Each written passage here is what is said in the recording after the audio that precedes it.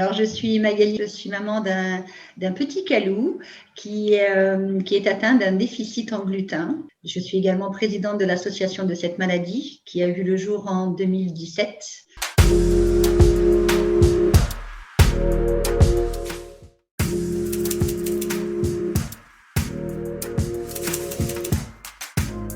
C'est assez rigolo parce qu'on a essayé de lui faire faire du judo adapté l'année dernière. Ça a été un échec monumental, mais pour la simple et bonne raison que taper sur les copains, c'est pas bien. Maintenir les enfants au sol, les faire passer par-dessus, c'est pas bien. C'est pas bien. Donc, il était très attiré par contre par le tir à l'arc.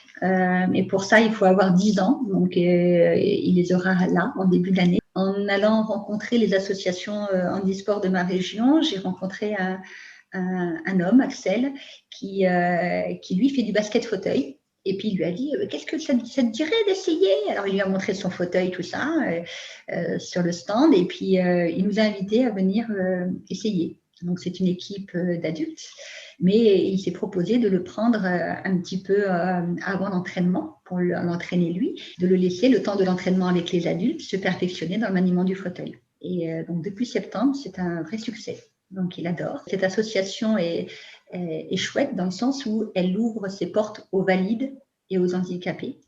Donc, donc il a pu y aller avec une de ses copines qui n'a pas de handicap. Et donc, il est avec sa copine qu'il aime beaucoup. Et on va faire du basket fauteuil une fois par semaine et il se régale. Donc, ouais.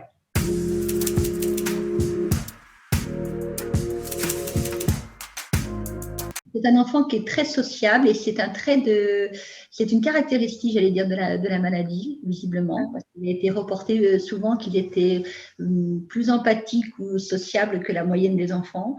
Lui, il voit arriver un gamin au pied de notre escalier, c'est son nouveau copain.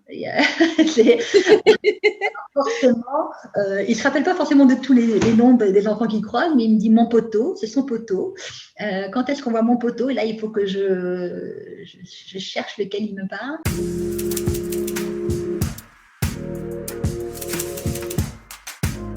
J'ai reçu une maman à la maison d'un enfant qui est atteint d'un déficit en gluten également. Ils sont passés quelques jours à la maison, j'ai pu les accueillir. Je lui avais montré des photos de cet enfant. Il était en haut de l'escalier et le petit était en bas.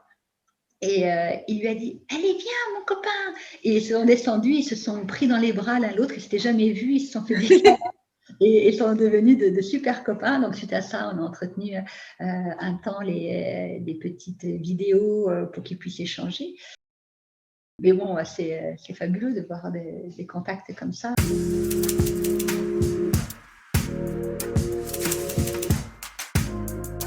Quand je suis partie aux États-Unis la première année, je l'avais emmené avec moi à Nashville. Et donc, il a vu d'autres enfants comme lui, qui étaient donc au régime, comme lui, atteints de la même pathologie que lui. Certains un peu plus abîmés que lui, d'autres un peu moins. Et en fait, c'était tous ses copains de régime. Donc, et c'était chouette. Je pense que c'est important pour nos enfants de rencontrer des personnes souffrant de la même chose qu'eux. D'abord parce que ça permet une identification et que c'est important de se dire qu'on n'est pas tout seul. Cette année, là, en 2020, on devait organiser, nous, la conférence européenne autour de cette pathologie. En fait, il y a une année sur deux, ça se fait en Europe, une année sur deux, ça se fait aux États-Unis.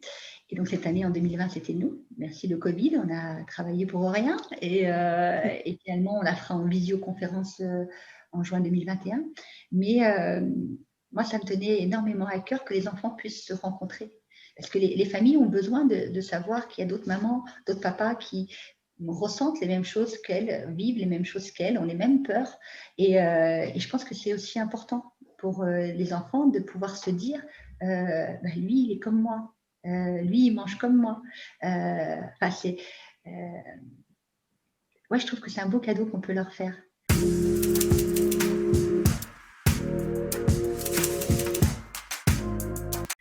L'année passée, il y a une maman qui m'a contactée pour me dire que Son fils refusait de s'alimenter via le régime cétogène. Il avait fait de l'anorexie. En fait, il avait traversé la crise que mon fils est en train de traverser maintenant.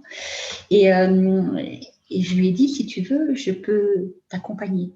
On peut faire en sorte d'y aller doucement et je vais être plus disponible qu'un personnel de santé parce qu'elle peut m'appeler tous les jours, 3 fois par jour, si elle veut, je vais répondre. Et donc, on a avancé comme ça. Et elle me disait que son fils, âgé de 12 ans, je crois, à l'époque, n'arrivait plus à mettre son bonnet tout seul, par exemple. Et ça, c'est quelque chose qui a touché Kalou. Il m'a entendu le dire et du coup, il m'a dit, moi, lui apprendre. Et je me suis dit, c'est pas bête. Et en fait, le soir, j'avais créé un petit hot dog avec une pâte spéciale et puis une moitié de saucisse dedans. Et en fait, je l'ai filmé. On a fait un petit film pour ce garçon. Il lui a dit bonjour, moi c'est Kalou. Et manger hot dog, trop bon. Il a mangé le hot dog comme ça, il lui a dit trop bon, toi manger pareil, toi mettre ton bonnet tout seul. Et en fait, j'ai envoyé cette vidéo à la maman. Et le gamin a dit que lui voulait manger ça. Donc j'ai envoyé la recette, la maman a fait ça. Et on a fait ça avec plusieurs recettes. Et en l'espace d'1 mois et demi, l'enfant était à son bon ratio, il était en cétose, et puis il acceptait de manger. Et l'hôpital qui le suivait a dit à la maman, mais cette maman-là, il nous la faut chez nous, quoi, parce qu'elle a réussi là où nous, on a échoué. Donc, c'est pas moi qui ai réussi, c'est mon gamin et son copain. Ils s'entraident. Voilà. Et j'ai dit à la maman, tu sais, autant nous, on a eu besoin d'échanger, autant eux, ils ont besoin, je pense, de cette relation-là aussi. Et pareil, on a fait plein de vidéos. Donc, c'est un enfant qui ne parle pas très bien non plus. Mais avec le peu qu'ils peuvent transmettre, ils arrivent à communiquer. Enfin, moi, je sais que Kalou, il finit toujours ses phrases par « I love you »,« je t'aime ». Voilà. Et je me dis, on a tous envie d'entendre des « I love you » tous les jours.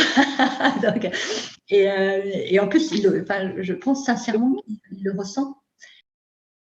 Et quand on a su que ce jeune garçon faisait des progrès dans son alimentation, il lui disait « Moi, fier de toi, trop content.